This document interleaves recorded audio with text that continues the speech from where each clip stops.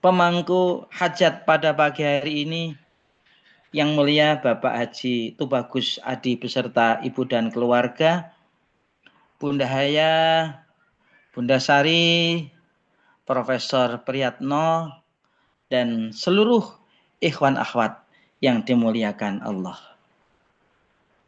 Rasulullah Shallallahu Alaihi Wasallam suatu hari ketika sedang berkumpul bersama sahabat, beliau bersabda, "Man a'to fasyakaro, wabtuliya fasabaro, wa zalama fastaghfaro, wa zulima faghfaro, summa sakata."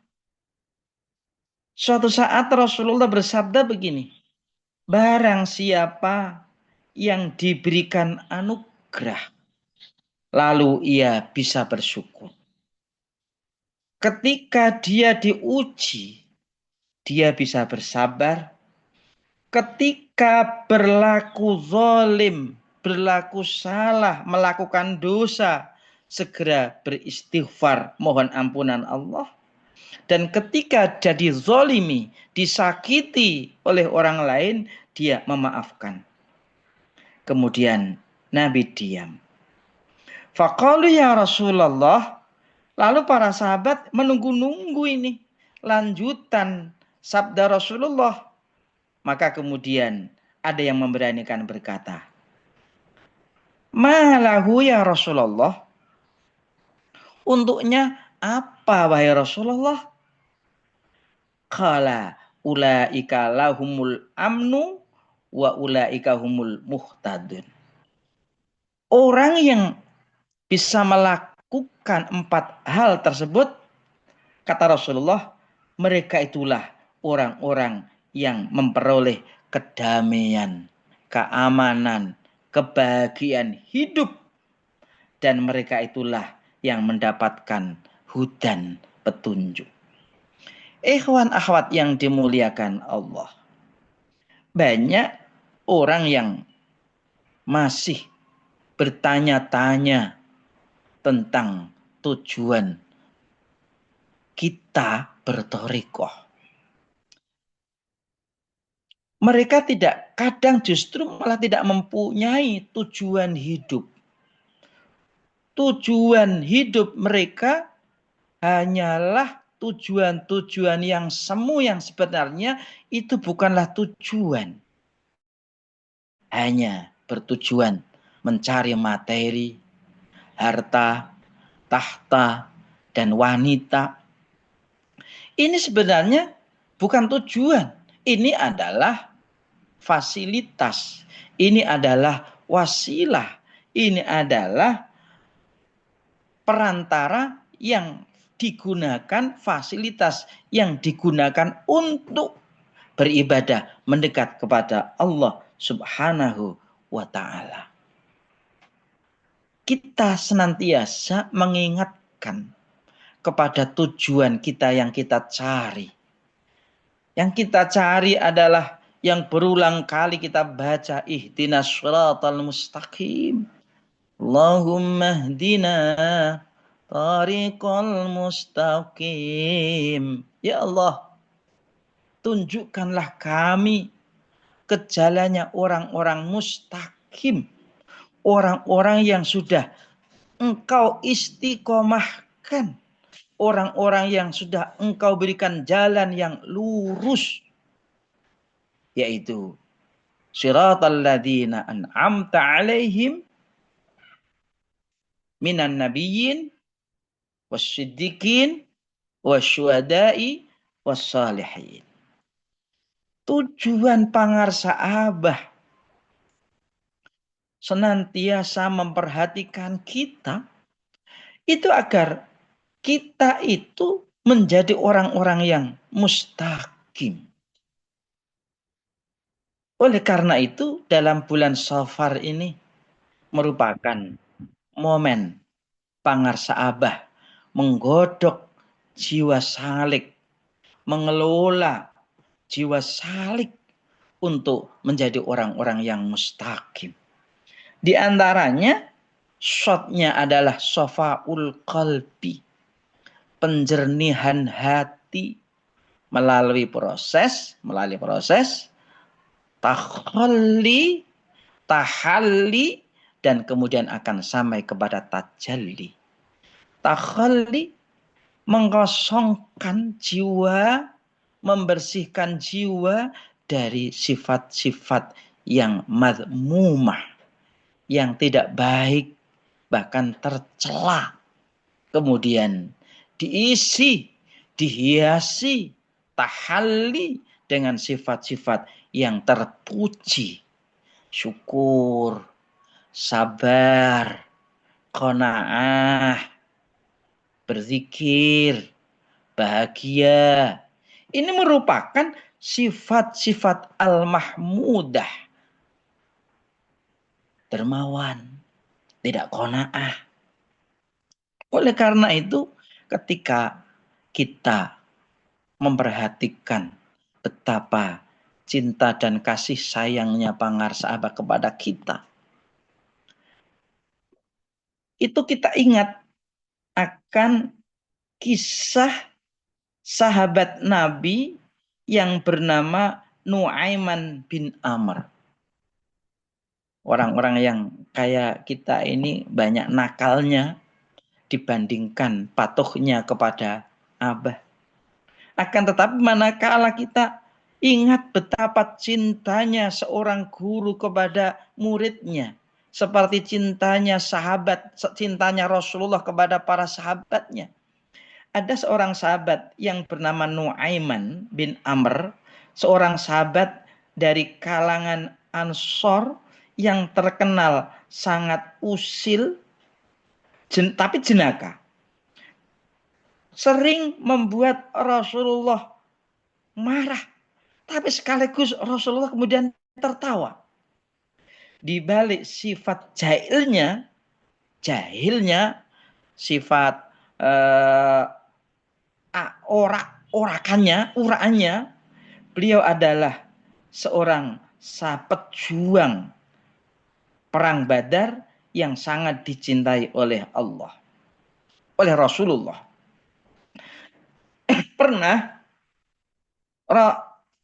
sahabat Nuaiman ini seorang sahabat Nabi, selain dia jenaka tapi tidak bisa meninggalkan kemaksiatan, terutama minum-minuman. Sehingga tidak sekali dua kali ketika Rasulullah menemui Nuaiman sedang minuman keras itu, kemudian Rasulullah menghukumnya. Sehingga suatu saat ketika Rasulullah menghukum Nuaiman begitu, ada sahabat yang melaknatnya. Ada sahabat yang mengkutuknya. Bagaimana? Gak malu menjadi sahabat, menjadi pejuang Badar, tapi tidak bisa meninggalkan kemaksiatan. Hanya gitu saja, gak mampu meninggalkan. Ketika Rasulullah mendengar hujatan sahabat yang lain kepada sahabat Nuaiman, apa kata Rasulullah? Kata Rasulullah, jangan kau hujat dia. Bagaimanapun Nuaiman itu orang yang sangat cinta kepada Allah dan cinta kepada Rasulnya. Ikhwan akhwat yang dimuliakan Allah. Dari kisah sahabat Nuaiman ini memberikan kebesaran jiwa kita. Meskipun kita ini belum bisa maksimal berkhidmah kepada Pangarsaabah, tapi ya kita mempunyai harapan besar. Pangarsaabah masih mau, masih peduli menuntun kepada kita. Oleh karena itu, ikhwat yang dimuliakan Allah, huruf yang kedua setelah fa adalah setelah shot adalah fa. Tadi yang pertama sofaul qalbi, huruf yang kedua adalah fanaun nafsi, yaitu peleburan jiwa, fananya jiwa kepada Allah Subhanahu wa taala. Hewan ahwat yang dimuliakan Allah, fana'un nafsi itu jiwa kita melebur kepada Tuhan. Akan tetapi sampainya ke sana itu prosesnya fana'un nafsi lillah adalah harus fana'un nafsi dulu kepada guru, kepada syekh. Fana'un nafsi itu diawali dari riyadun nafsi, melatih jiwa, melatih diri bagaimana untuk bisa sampai kepada fana'un nafsi. Fana'un nafsi kepada Allah itu harus melalui fana'un nafsi kepada syekh. Oleh karena itu antara riyadhatun nafsi, pendidikan jiwa, melatih jiwa, dengan fana'un nafsi ini saling bereratan. Dia akan sampai kepada fana'us syekh akan sampai kepada fana'un nafsi lillah, fana'un nafsi lillah akan sampai kepada baqa'un nafsi lillah. Itu ditentukan oleh riyadhatun nafsi. Pendidikan, pelatihan jiwa, proses bimbingan jiwa kepada meleburkan jiwa kepada guru dengan menanamkan cinta kepada Allah, membersihkan hati melalui bimbingan guru, melalui bimbingan mursyid. Bukan berarti fana kepada syekh mursyid adalah menyembah terhadap manusia, bukan. Pendidikan batin atau riyadhah dengan peleburan ego salik, menepis kesombongan nafsu, mengendalikan egonya sendiri, bahkan menghancurkan egonya sendiri dengan menjadikan kepribadian bimbingan guru sebagai cermin kehidupan. Ini penting. Pangarsa Abah itu sebagai guru silsilah ke-38 itu beliau mengambil surat Al-Quran yang ke-38 itu surat Shad. Surat Shad itu adalah beliau Pangarsa Abah memberikan makna as-sabur, yang banyak sabarnya.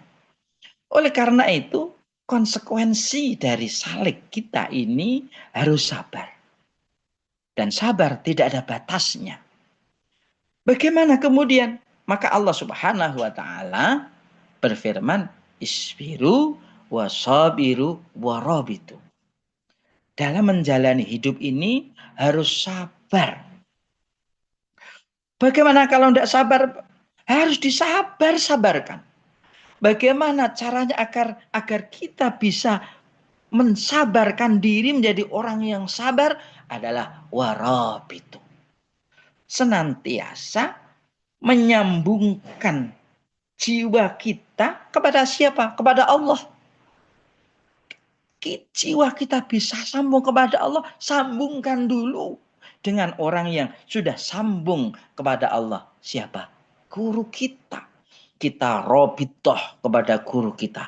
Maka sebuah keniscayaan keberhasilan seorang murid manakala dia mampu mencerminkan kehidupannya kepada gurunya, mampu menghadirkan gurunya kapan saja, di mana saja, itu guru hadir bersamanya.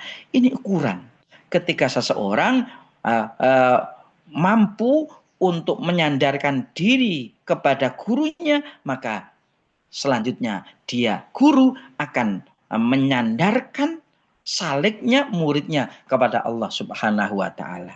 Berkah semuanya, berkah segalanya, berkah selamanya, karomah, berkah Pangarsa Abah. Al-Fatihah. A'udzubillahi minasyaitonirrajim. Bismillahirrahmanirrahim. Alhamdulillahirabbil alamin. Ar-Rahmanir-Rahim. Maliki yaumiddin. Iyyaka na'budu wa iyyaka nasta'in. Ihdinas shiratal mustaqim. Shiratal ladzina an'amta 'alaihim ghairil maghdubi 'alaihim waladdallin. Terakhir, bahwa Tidak sama murid yang sudah ditalkin itu dengan orang yang bergelimang kemewahan. Dalam surat Muhammad, Allah Subhanahu wa taala berfirman, "Afaman kana ala bayyinati mir rabbih kaman zuyyina su'u amalihi wattaba'u ahwa'ahum." Tidak sama. Dalam ini ada istifham ingkar.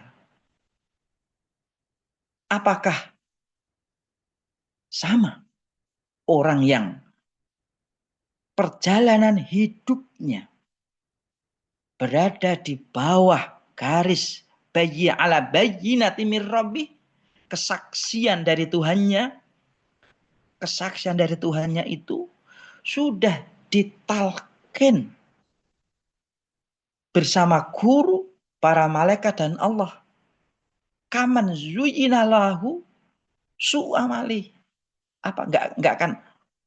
Afaman kana ala bayyinati mir rabbih kaman zuyyina su'u amalihi. Seperti orang yang dihiaskan, dimewahkan kehidupannya, wattaba ahwahum, dan mereka yang mengikuti hawa nafsunya, tidak sama.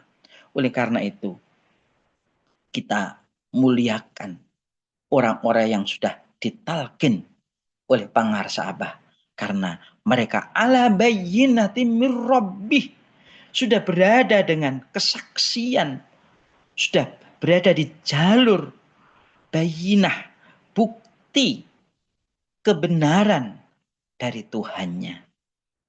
Terima kasih.